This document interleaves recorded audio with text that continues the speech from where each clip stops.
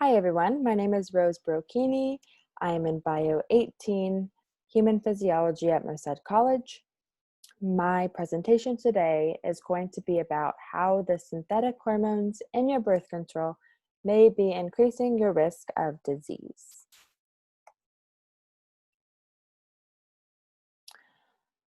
To give you some background, hormonal contraceptives were first introduced on the market in the 1960s. This means we haven't even seen 100 years of hormonal birth control. If we haven't seen the long duration of usage of hormonal contraceptives, then we don't really know how they affect our body long term. Hormonal contraceptives were revolutionary when they first came on the market. They gave women control, power, and freedom over their fertility, allowing many women to be able to obtain careers such as their male counterparts without worrying having to get pregnant, go through a pregnancy, and raise a family. Something I do want you to remember through this presentation is that hormonal contraception is viewed as a trade-off. Like most things, it is very effective at preventing pregnancy, its original intention. But there are risks to consuming hormonal birth control, and as long as you know those risks, you will be able to assess if it's right for you. The goal of this presentation is to give you some of that knowledge for you to make your own informed decision about hormonal birth control consumption. To be able to understand how the synthetic hormones in your birth control affect your body, it's important to understand how the natural sex hormones, the endogenous sex hormones that our body produces, affect our body as well. Estradiol is the main form of estrogen that we will be talking about during this presentation. It is produced by the ovaries. It can be found in the adrenal glands as well as adipose tissue. It is under the control of follicle stimulating hormone that is released from the anterior pituitary.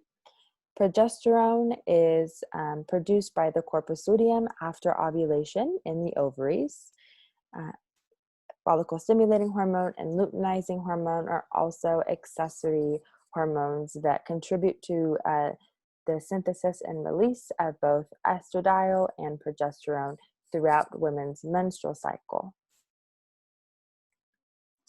This is a very good graph showing the comparisons of the different hormones throughout the menstrual cycle. You can see that estrogen is much higher during the follicular phase before ovulation. Ovulation is initiated by a surge in luteinizing hormone. Once ovulation happens, progesterone production significantly increases. That's because of the formation of the corpus luteum, where progesterone is produced, and that is during the luteal phase from the corpus luteum formation. Throughout the research that I've studied over the last couple of weeks, I have come to the conclusion that there are links of using hormonal contraception to cardiovascular disease. Research has found a causative relationship between hormonal contraceptives, increasing the amount of circulating triglycerides, and low density lipoprotein, being the bad cholesterol in the blood.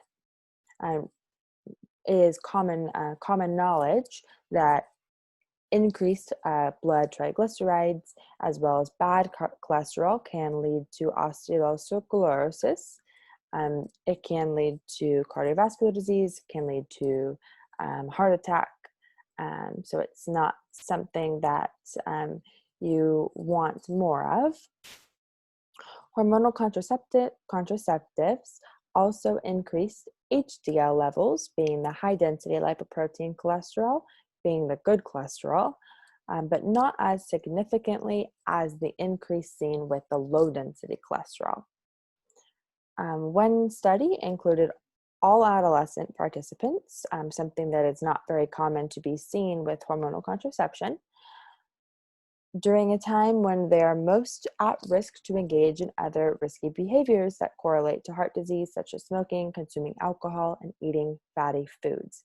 This is important because this knowledge that hormonal contraception is associated with cardiovascular risks is important knowledge for teenagers, for adolescents to be aware of, because it is a time where maybe they are already genetically at risk for cardiovascular disease, or they're putting themselves at higher risk by the external influences, whether that's smoking or diet. Thrombosis. Thrombosis is the coagulation of platelets and clotting factors within your blood vessels to create blood clots. This is a very important mechanism to maintain homeostasis within the body. If you could think about there being a cut somewhere on your skin, and that incision may cut and damage a blood vessel, you're going to want platelet aggregation at the site. You're going to want coagulation factors at the site to be able to stop blood loss. Although hormonal contraceptives have been shown to contribute to an increase of procoagulants and a decrease of anticoagulants in the blood, at a time where coagulation is unnecessary, being there is no damage to the blood vessels, yet there is an increase of procoagulants and a decrease of anticoagulants. The mechanism by how this happens and why it happens isn't exactly understood, but the researchers may think that it has to do with activated protein C in the blood, which is an anticoagulant, and that might be the mechanism by how that happens. Research has also shown that there are links to breast cancer. Research findings show a 20% increased risk for breast cancer for women currently using or who have recently used hormonal contraceptives. The good news is that women showed the same breast cancer risk as non-hormonal contraceptive users after 5 years of ending hormonal contraceptives. Estrogen interaction with certain breast cancer cells resulted in proliferation of the breast cancer cells. After going through the research, I conclude that there is much more research that is in demand, especially long duration studies. Like I had mentioned, birth control and hormonal contraceptives have not been on the market very long. There's not a lot of research on the long-term effects it has over generations.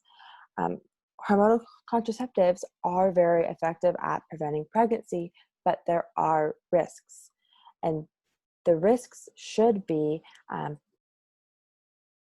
counseled to you by healthcare providers. It should be knowledge. It should be told to women to be able for them to make their own informed decision about birth control. Thank you very much for listening in on my presentation.